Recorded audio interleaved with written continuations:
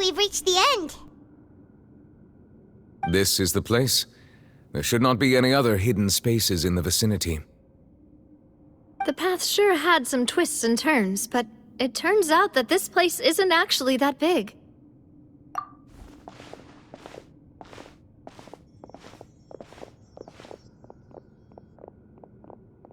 Stone slates? It seems like they were put here as an offering. Could we take them down and have a look? Perhaps we should just leave them be for now. There are 4 locations in total, but only 3 stone slates. The slate that should be in the first empty spot is missing. The surrounding walls also show signs of damage. There's something written below. Let Paimon see. Reason dictates that this nation be destroyed. I shall record the history of its future here in its past. Say what? It feels like someone left these slates and these words here for a purpose. But does he mean that Fontaine should be destroyed? That would fit the circumstances dictated by the prophecy, yes. Indeed, the slate's contents correspond to it. Take the second slate, for example. There's a person kneeling here. She seems so dedicated. And there's a whole bunch of other people behind her doing the same. She's facing this... what is this? Some kind of island in the sky? And is that Lady Farina in the third image? Did the Hydro Archon fall into the water? And is that a ring of people around her? Paimon doesn't quite get it. Are they all in the water? The fourth image. I know this one. This exactly matches the content of the prophecy. The people will all be dissolved into the waters, and only the Hydro Archon will remain, weeping on her throne.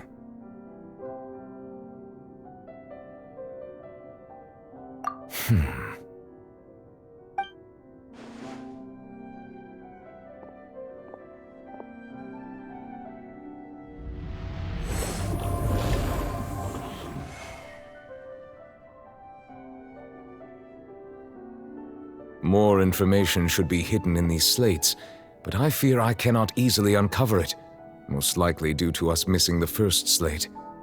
I am very sorry. Don't blame yourself, Monsieur Neuvillette. Deciphering ancient stone slates isn't one of your duties. Ooh, Paimon's getting the chills just looking at these slates. This says that it's the history of the future, right?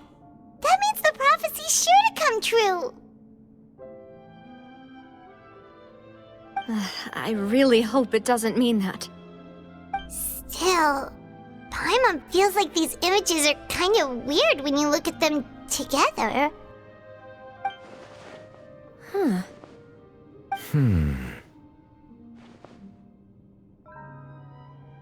That's right!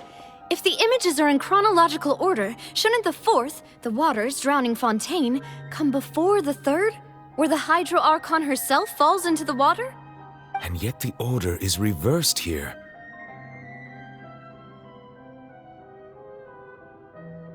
If we go by timing, Lady Farina only emerges in the third image. That means that the person in the second image might be the previous Hydro Archon. Egeria, then. I had never met her, but her appearance here does match the records. The previous Archon kneeling before the floating island in the skies, as if confessing a sin. Did she herself commit that sin? And if not, why would she be in such a posture? Also, I'm still wondering why these ancient stone slates are here at all. Judging from their contents, could this place be the origin of the prophecy? Does that mean that someone, or some people, once saw these slates? But who would have created these slates and left these words here? It seems that any further clues will have to come from Farina. In that case, there's no time to lose. There's nothing else to be gained here, so let's head back first. Yeah, we better get somewhere safe for now.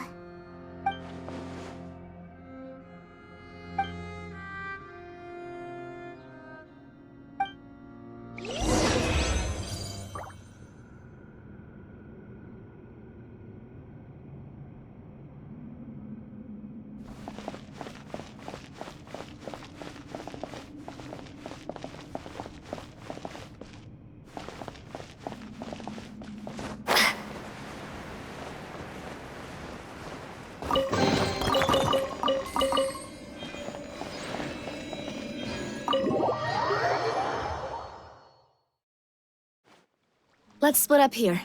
I'm going to check on what's happening with the Spina. You know how it is. There's some things you just need to be there for yourself.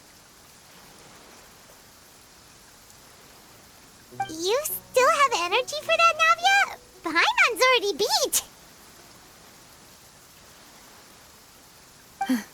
Just head back to the Fleuve Cendre and have a rest then. Thanks for keeping me company all this time. I'll depart as well. Thanks for your hard work today. Rest well, everyone.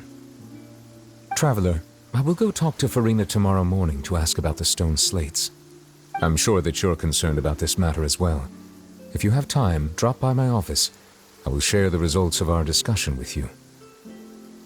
Are you really gonna talk to her about this directly? Will that be a problem?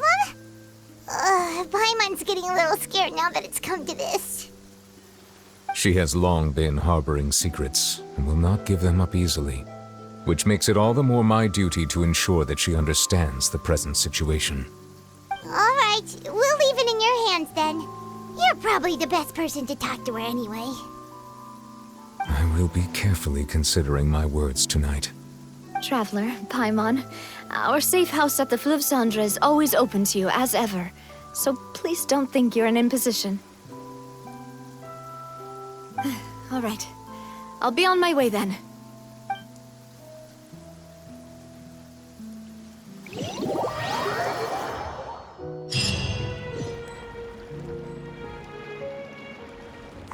We're finally back! Welcome back. We've got a special menu prepared for you two tonight. Yay! And there's good food too! Navi, no, the boss is the best. Ooh, desserts! Nice! These are all Paimon's! Paimon's already starting to forget what happened today. Oh, that voice. Is that who I think it is? Huh? It's you two. What are you doing in Fontaine?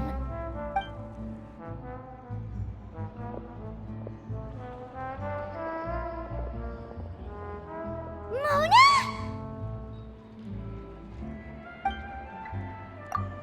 Seriously, nobody just uses a scry glass whenever they've got time to just see who they'll meet on the road. Still, we didn't expect to see you here. Wait, you're not a Fontanian, are you, Mona? Well, I have some business to attend to here, so I booked a hotel in the city. I was just out for a stroll when I bumped into you. Quite unexpectedly, if I might add. Why did you think I was from Fontaine, though? Is that because Magistus doesn't sound much like a Mondstatter surname? Yeah, let's go with that. Well, I used to have my own surname, which was, well, some other thing. Either way, the old hag told me when she took me as her disciple that the first step to being a great astrologist's pupil was to change that name. There was nothing for it, really. She really is amazing at astrology, so I changed my name to what it is now according to her wishes. To my surprise, however, Magistus is not the name of some ancient house or clan. It isn't? Nope. Although it is used by us in place of surnames, it generally just means great. Wow! Imagine including a boast in your name. Wait, are you gonna have to put that into your genealogy as well? I reckon so. In any case, I'd give my disciple a name like this as well, if I were to take one.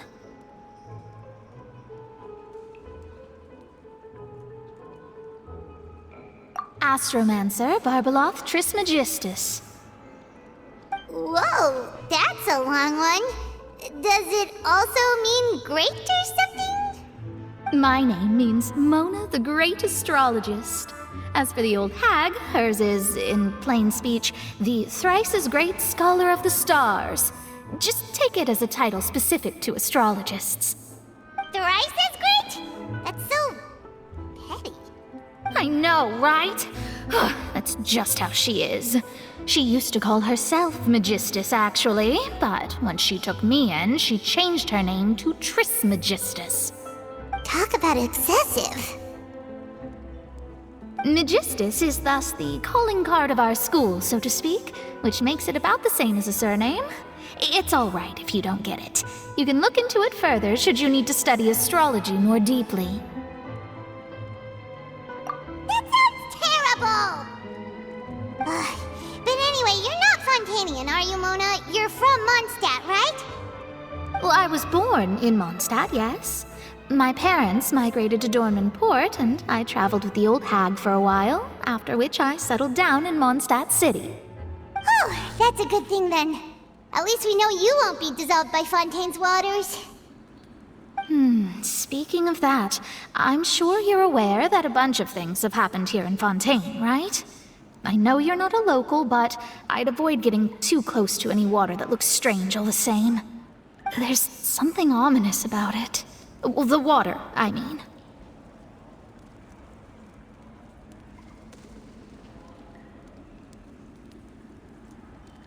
That was the main reason, yes.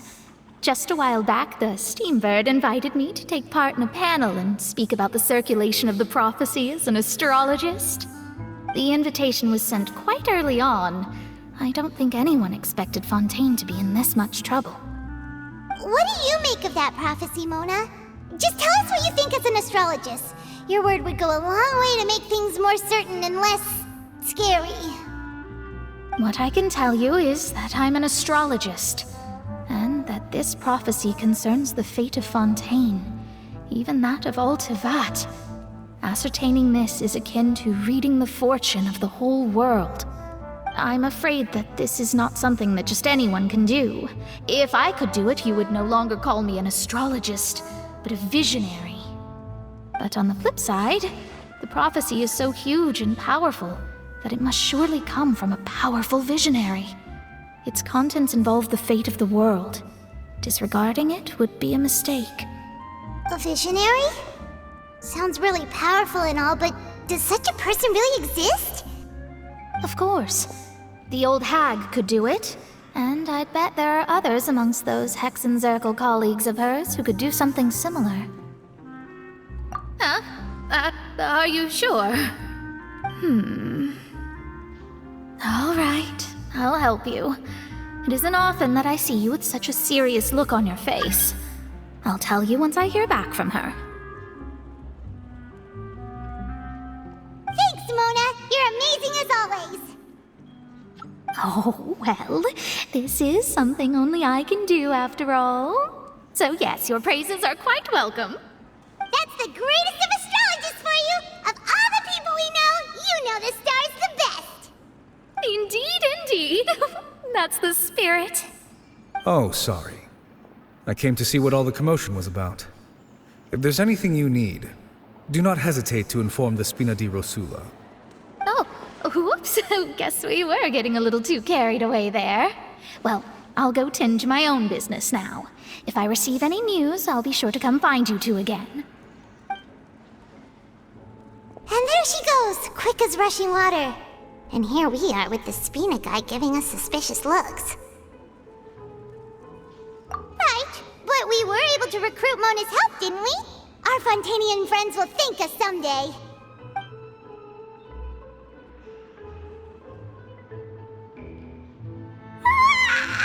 Good morning. To be honest, Paimon's still feeling kind of sleepy. But it's time to get up, Traveler. We agreed to go see Neuvillette, so let's pack it up and get going.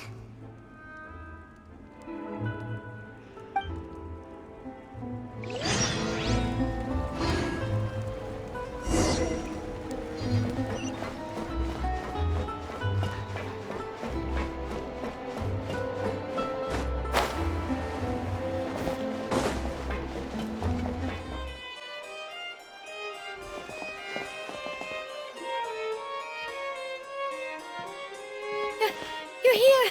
Finally! Is something wrong? Monsieur Neurvalette and Lady Farina, they seem to have gotten into a dispute. Please go see for yourself.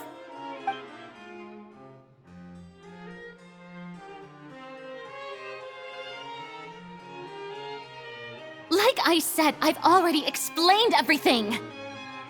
And yet the problem has not been properly solved. There is little space for excuses between us. It is not my intention to offend you, but please, tell me where you stand. You are the Hydro Archon Focalor, are you not? Look at this. This is a list of the victims from the recent Poisson incident.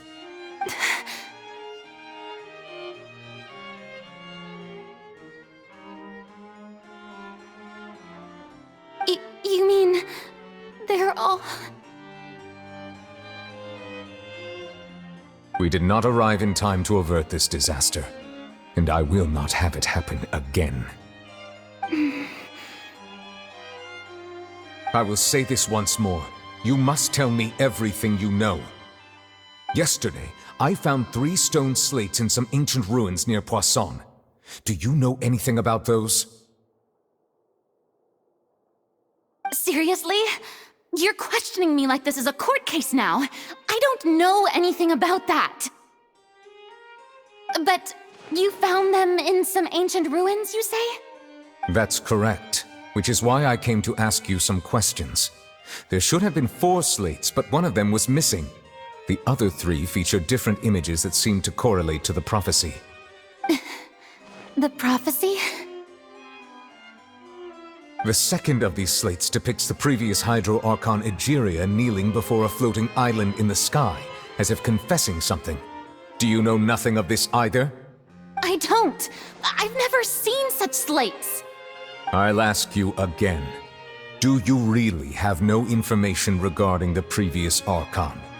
My deciphering of the slates indicates that the Hydro Archon Egeria once had to confess to, or apologize for, a certain sin. If anyone would know about it, it should be you. All gods don't have the same secrets, you know. She was herself and I'm me. Is it really so strange that I know nothing? I understand your concerns, but I'm sorry. I just don't have anything to tell you. Forgive me for saying this now, Lady Farina, but I have long known of your various secret investigations into certain matters. There are several indications that you have been investigating the prophecy on the sly. This is not strange in itself, considering that you are the Hydro Archon. But it is strange that you should also claim to not know any of Egeria's secrets, as well as do nothing following your inquiries. You have never been as superficial as you have presented yourself to be, nor are you a fool. And yet, your behavior is very inconsistent.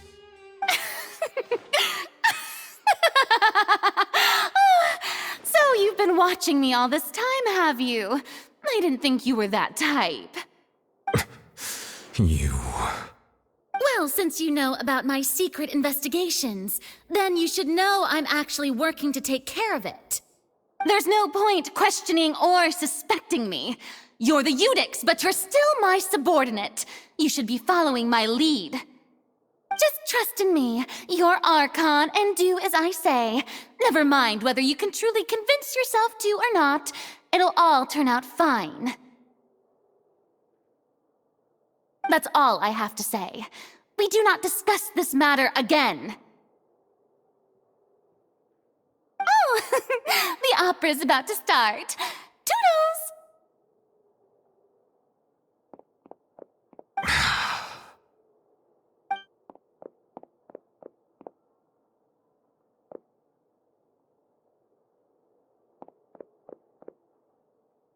Did Farina not notice us standing by the door?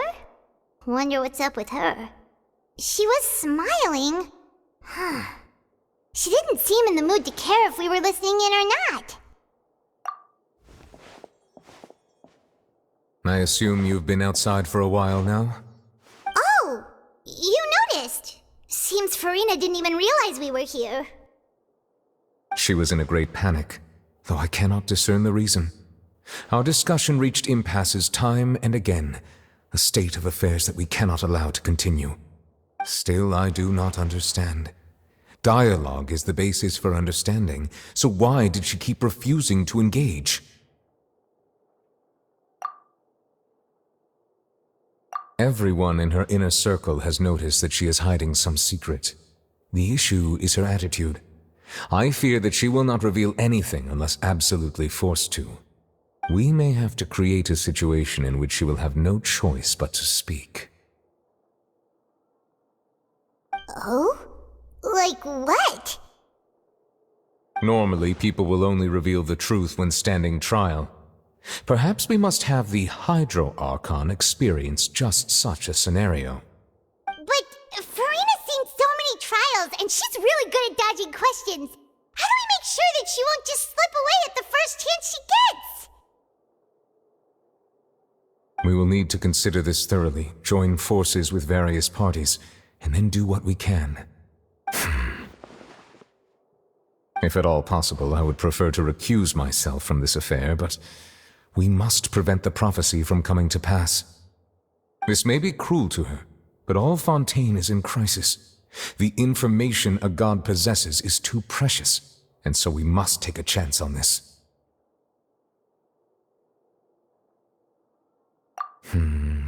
But who will lend us their aid to do such a thing?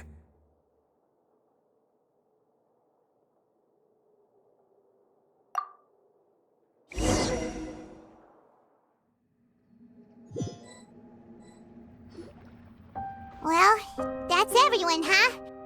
Speaking of which, it was pretty smart of you to think of hiding here. Poisson was just involved in a disaster, so it's presently devoid of people. That naturally makes it the best choice. And here you are drinking tea like it's the most natural thing in the world, huh? That's what family should do.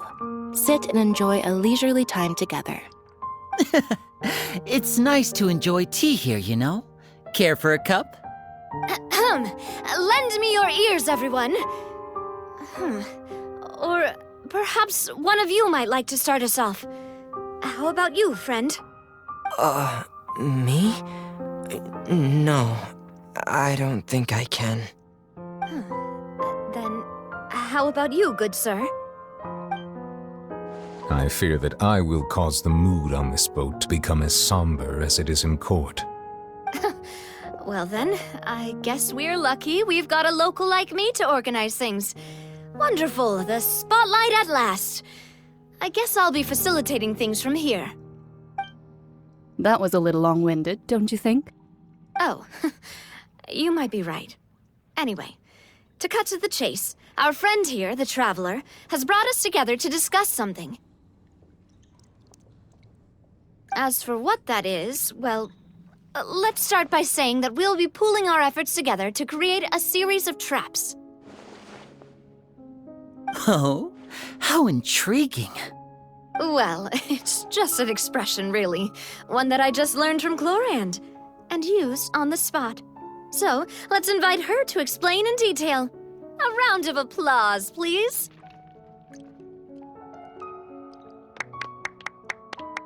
Huh? Didn't you say that you would be facilitating this? Oh, come now. Your work doesn't involve much public speaking, right? This is a good chance to practice. You might even pick up some fancy oratory tricks to impress your boss with in the future. I see. And what does my boss say? He is glad that you consider him your boss. Do go on.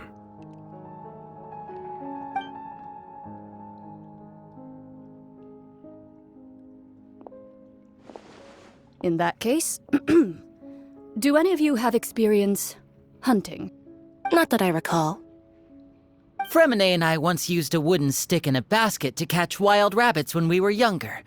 As for Lynette, oh, right. You were sick that day, weren't you? I've also gone diving to catch some fish before. Does that count? I'm afraid not. You may or may not have heard, but Fontaine once played host to a group known as the Marechaussee Hunters. Though that was their name, they did not hunt animals, but rather various monsters left behind by the ancient dynasty of King Remus. Today, Fontaine's monster population has already thinned greatly, so the hunters have blended back into society, taking up arms in other lines of work. They even left a unique methodology of hunting in their wake. A trap comprises of the following components: bait, a trigger, and a containment device. Sometimes a lethal implement will also be necessary to deal with the prey. So, if we were to build a trap together, right now, what would you choose to build it with? For me, I would prefer something basket-shaped. Pigeons and rabbits will see the bait and naturally enter the snare. Our line of work requires a deft hand, and we're some of the best in the industry, so you can count on our techniques. You used some of those techniques while moving the people of Poisson, didn't you? My subordinates mentioned that you even performed some magic for the bawling children. Yes, and I even managed to gather some intelligence in the meantime. I'm quite the multitasker if I do say so myself.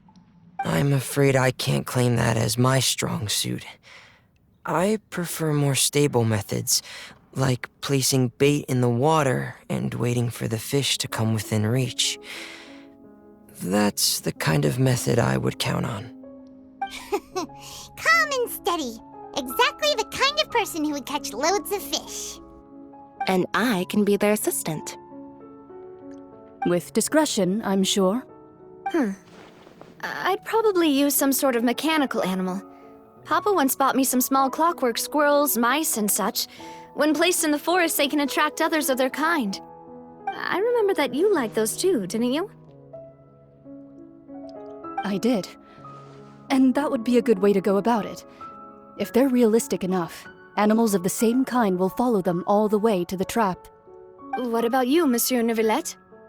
I fear I do not have any related experience. That makes sense. You usually solve problems directly, without the use of any such tricks. But I do have one more question for you, Monsieur.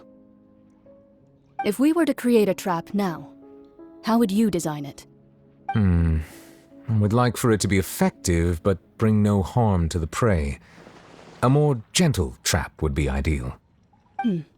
Kind, as always. However, our intention doesn't necessarily change the containment device and the type of implement we need. If we wanted to kill the prey in one strike, we would need a powerful implement. However, that also goes for prey that must be captured and safely contained. Wait, why's that? Only a hunter who's a true expert at subduing their prey can snare it without harming it. The line that divides life and death is often exceedingly thin. So are we going hunting together? We hadn't thought of seeing ourselves as hunters. It kinda works, but maybe it's still not the best metaphor. If our means of capturing and dealing with our prey is to put them on trial, then the hunting metaphor is actually quite accurate. But we shall require much more courage than any hunter to judge a god, a being whose seat is an exalted throne. Oh, so that's what's going on. Sounds very interesting.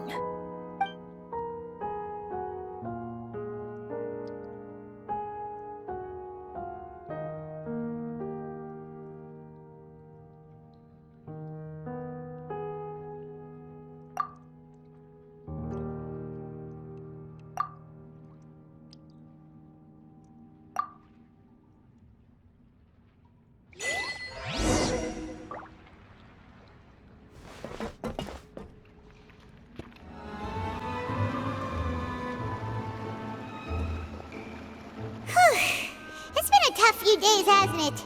So much has been happening. Paimon didn't think the meetings would go on for so long, but everyone seemed pretty fired up, huh? Paimon thought they'd be at least a little frightened. Well, Fremine was, now that Paimon thinks about it, but everyone else just looked a little surprised. Well... It's hard to say. Paimon doesn't have any experience with this sort of thing. But with you around, Paimon sure will do great. After all, you're the most reliable person in the world, aren't you? Huh? Did you just pour some tea? Paimon didn't notice you doing that at all! Then what's that? Paimon's never seen that cup before! Don't be frightened. I'm just joining you two for tea. I merely refrained from saying anything till now. Who's that voice? But there's no one here! What a strange conclusion, but also such an interesting one. You two make such a fascinating combo, and yet even you feel confused. As such, I couldn't resist but come by for some tea and a chat. Consider me a passerby, just accepting a commission from my friend's disciple on a whim. The prophecy. Yes, what has been prophesied will be fulfilled. You may view such things as the history of the future. What? Then is there any way we can stop it? People call such things fate, and it is written in the stars. It cannot so easily be altered. So you've caught on. Just as prophecies are usually only the future as seen from the perspectives of the gods, could things be happening in hidden corners where the gods' gaze does not fall? Are the things that you shall see different from the fate that the gods perceive?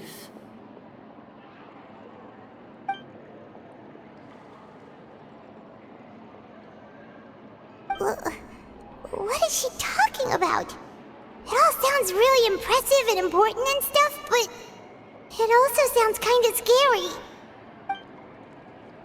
I believe that you understand, right? Some things are insignificant, but others you must reach out to change. Ultimately, fate shall serve as your only guide, no matter what will happen in Tevat's future. This was good tea, by the way. Thank you for your hospitality. Well, that'll be all for today. The voice. It's gone.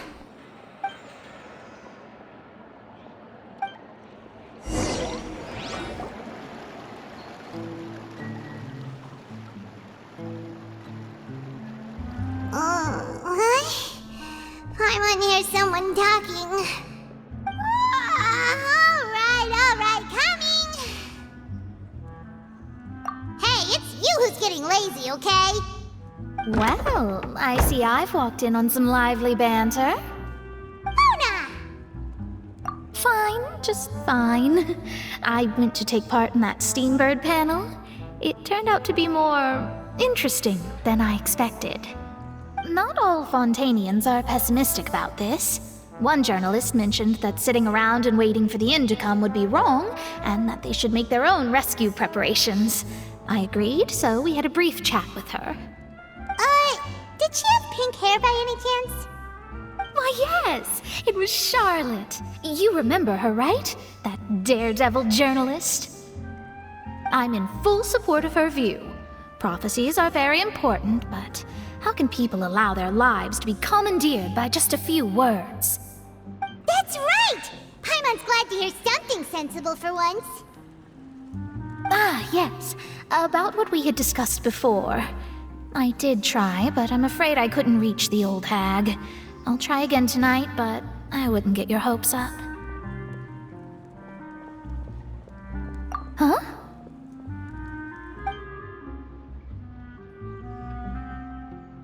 Goodness gracious. Are you serious? She said that even the god's gaze has blind spots. Pretty bold if you ask Paimon. Most people would believe the gods to be all-knowing, right? The Hexen Circle members are certainly anything but ordinary. As for the mage named N, the old hag has mentioned her a few times. She said that N's sense of direction is incredible, and that she loves guiding those who are lost. But I've never met her, and if she were still alive, she'd be... Well, suffice it to say that the hag's at least a few hundred now, and N's been around for longer than that. Whoa. The Hexen Circle sounds like a scary group. But they must really stay in shape to live so long. Their abilities alone are pretty terrifying. If she came to see you personally, then the problem you're facing must truly be of great importance. Well, it's not like Paimon could understand anything she said.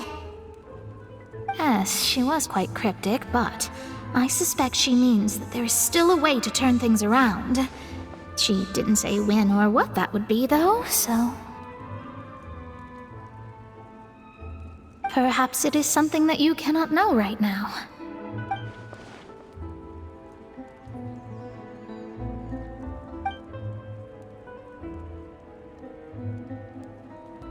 Traveler, Paimon, are you two all right?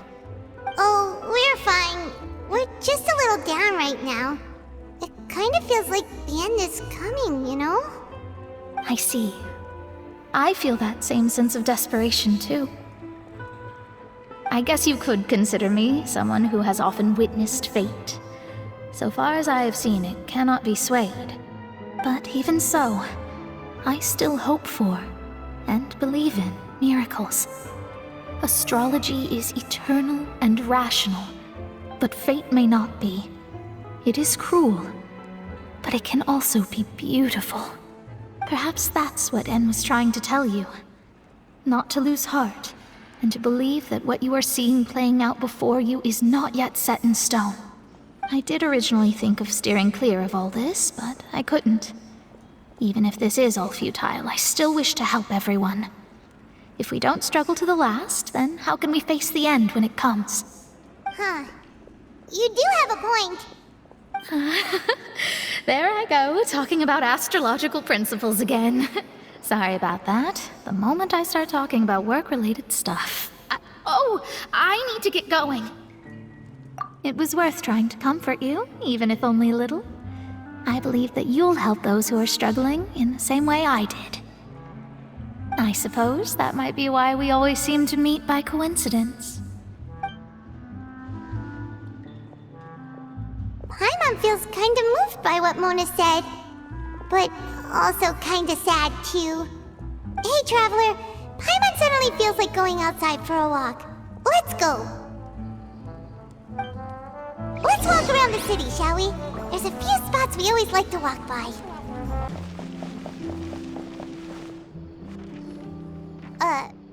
Huh? Our names are written in this newspaper. What's going on? Let Paimon see! The underwater stronghold, the Fortress of Meripede, has continued in its noble autonomy, but that does not mean that others cannot interact with it. My recent attempts to enter the fortress bore little fruit. Huh. Guess Charlotte still hasn't given up on that. Thus, did an Outlander friend become the focus of this report, a blonde adventurer with their white fairy legends trailing in their wake. It is said that this mysterious traveler once visited the underwater fortress. So while the fortress's interior remains a mystery behind closed doors, do not fear, for the tales of the traveler contain surprises in spades. Journalist Charlotte's biggest scoop yet, the Traveler's Trail, World Walker. Huh. Charlotte took so many awesome photos of us and we never even noticed her. She hasn't been able to get a hold of anything at the fortress, so since we're easier to find, she's using us as the subject matter instead? Ugh, seriously?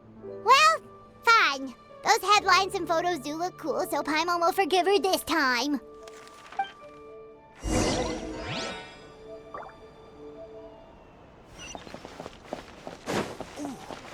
I could make a fortune from this.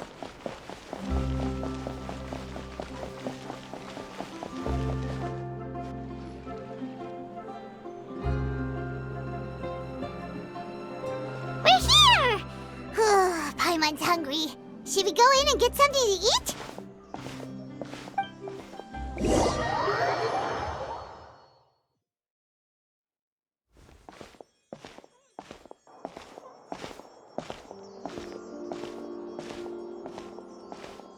Hey, quick! Look! That's the limited edition only 16 slices a day cake! It was so so delicious the last time we tried it.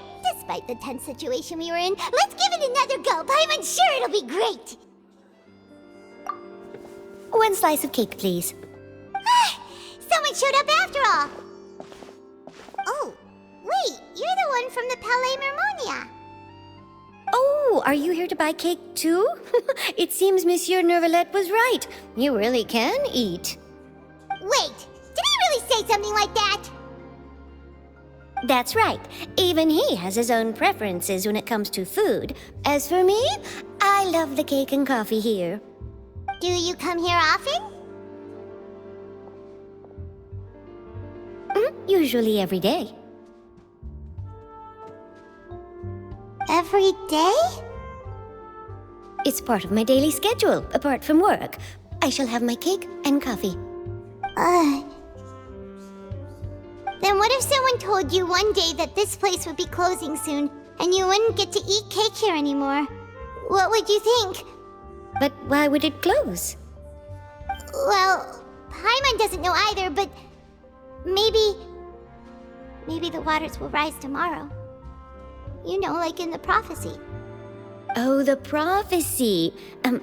To be honest, I haven't paid much attention to that. No, still, even if there'd be no more cake tomorrow, that wouldn't keep me from having some today.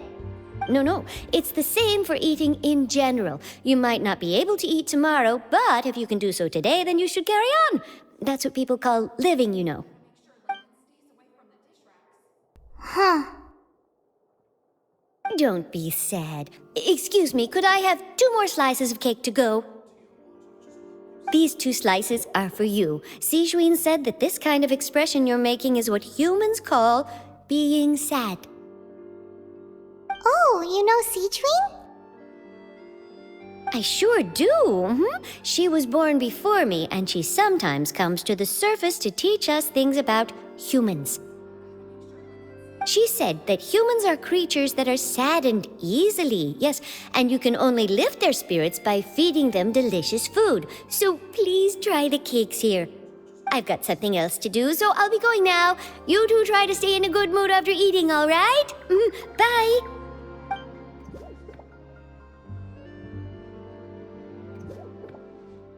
And there she goes. All right, let's dig in. I'm unsure this cake will be delicious.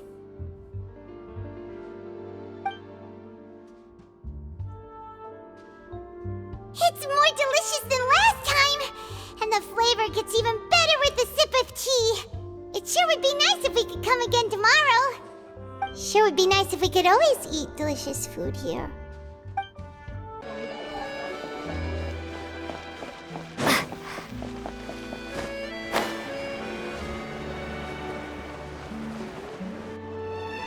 Wow! If it isn't the Traveler and Paimon! Oh, have you seen the article I wrote about you? Ha! You've got some nerve! You just used us to make some quick mora! Oh, you needn't worry about that. I heard that you were in Poisson some time back, so I sent you a letter to discuss just that. It appears you didn't receive it, though. It's all right, though. I've set aside the amount intended for you. I've even set the table with some food. Really? Oh, you're the best! You're almost a little too easy to win over, Paimon. If I were a journalist with ulterior motives, you'd be in trouble now, you know. Oh, Paimon knows you're not like that. Still, what brings you here all of a sudden? Were you looking for me? When Mona mentioned you, we thought of coming to see you at work. I see. It seems you've already bumped into Mona here in Fontaine. So she mentioned me? What did she say? She said that you're a real daredevil of a journalist. Nice. In which case, can this daredevil journalist dare to request an exclusive interview with the legendary Traveler and Paimon? Huh? So your article in the paper today doesn't count? Oh, of course it doesn't. That was more like live photography. What I'd like to do is dive deeper and ask you to talk about the things you've seen and experienced. Yeah, are we even qualified enough? Why not? If I say you're worth an interview, then you're worth it. But not right now, of course. I'll need a few days to prepare. Oh, in that case, we'll just chat when you have the time then? Oh, so that's a yes? Ooh, splendid! I'll tell the editor-in-chief immediately. I'll have to apply for lighting, a venue, some props, and... Whew, so much to get done now. Talk to you later. Wait, Charlotte, Paimon's still got a question for you. And what's that? If, just for example, Fontaine were to be flooded tomorrow, what would you do today? Huh, that's the prophecy you're talking about, isn't it? I mean, I do hear about it often, but I've never once thought that the day could be tomorrow. If you're seriously asking, then I might try and think of a way to leave Fontaine. Oh, but I'm still a journalist first and foremost. That means I have a duty to be reporting from the scene. And secondly, I wouldn't forsake my homeland that easily. From what I've seen, most people don't know what they'd do should the worst come to pass. In truth, it might be better just to behave like normal rather than worry over such an end. So in all likelihood, I'd probably still be prepping at the office for that interview of ours. I know what you're thinking. That sounds a bit sad, but I've always believed that it's best to do what you enjoy. Just think about it. If this nation really were to be suddenly destroyed tomorrow, but I still successfully finish an exclusive interview with a truly unique person, then the story I would wind up writing would truly be timeless. And then do you know what I'd do? Well, I'd write that story, send it for printing, and use messenger pigeons to get copies out to the various nations as soon as possible. I'm not a dreamer, nor am I a workaholic, but I do love my job, and I'd be proud of leaving such an article behind. I guess you could say that I was born to be a journalist. But anyway, that's my answer. And on that note, I'll get back to my preparations. That's so nice. All of a sudden, Paimon actually kinda envies her. Anyway, let's go and take a look at the sea, shall we?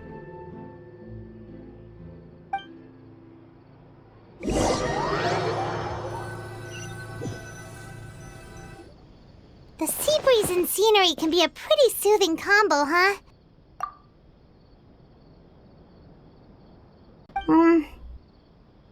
Paimon's been thinking. If it wasn't Fontaine, but all of Tevat that would be destroyed tomorrow, where would we go and what would we do? No, Paimon should ask, if you could choose, what would you like to do?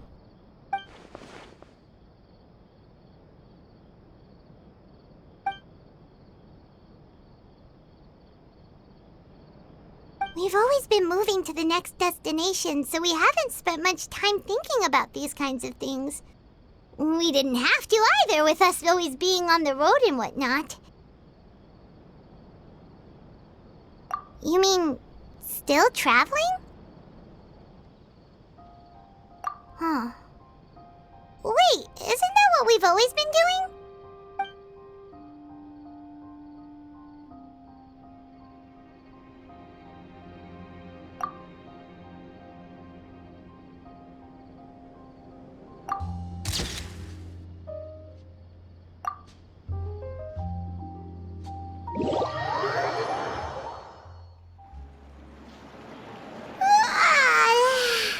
Feels like you'll grow mold if you stay here long enough.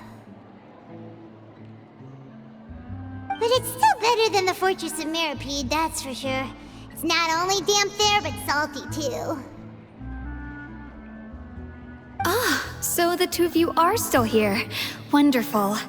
Oh, you're from the Palais Mermonia, aren't you? Yes, I'm Isadora. Monsieur Nervillet sent me to look for you two before. I heard that afterward you went to the Fortress of Meropide. Not at all. I'm well aware that you're friends of his. Actually, I'm here to pass along a message from him. Yes, inside the Opera House. The Maréchaussée Phantom has declared the incident a small-scale riot. A riot? Well, that said, I don't personally think it was that serious. Lady Farina was watching a performance at the Opera House, And while she was resting during an intermission, some other audience members suddenly started harassing her, loudly accusing her of doing nothing about the prophecy crisis. And before she could respond, others started to join in. The crowd continued to grow, and protests against the Hydro Archon started to break out. So people have started to put the blame on Farina. Guess they finally found an outlet for the pressure they've been under due to the prophecy. I agree. People will naturally rely on gods, as is customary. But the moment people feel threatened, gods are also the first to be blamed. So what happened after that? Is Farina okay? Seeing that the situation was spiraling out of control and that further argument was pointless, she claimed that she'd gotten tired of this and left in a hurry. The Marechaussee Phantom had their hands full maintaining order and did not catch where Lady Farina had gone. Only when things had stabilized did we realize that she had gone missing. So, you mean she's still missing? That's right. The Marechaussee has dispatched many people to search for her, but we don't have any leads yet. That said, I don't think there's much to worry about. She is a god after all. Even if she were to fall into the hands of rioters, what could ordinary people do to her? Good. Monsieur Nervillet sent me to tell you about the situation, but he didn't say anything else. Don't worry, this is more than enough to go on. Thanks for keeping us informed. Ah, is that so? Well, all right then. In that case, you two take care. I'll be heading back to the Palais now.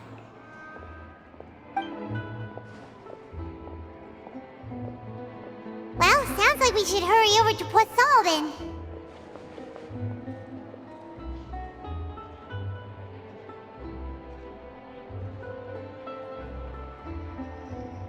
If we know Farina, she won't try to fix things in this situation. Instead, she'll look for a place to wait out the heat. And, as we also know, she may be loud and dramatic, but she doesn't have a heart of stone. When Nervillet was talking to her in the Palais Mermonia, and she heard about Poisson, she couldn't hide her sadness and remorse. It would be hard for her to ignore being accused by the public today. Paimon thinks Farina's probably taken the opportunity to slip away to Poisson and try to relieve the sense of guilt that she's feeling. Huh. Well, what do you think? Paimon knows the answer, of course, but Paimon can do the analysis to back it up, too. Cool, huh? In that case, there's not a moment to lose. Poisson,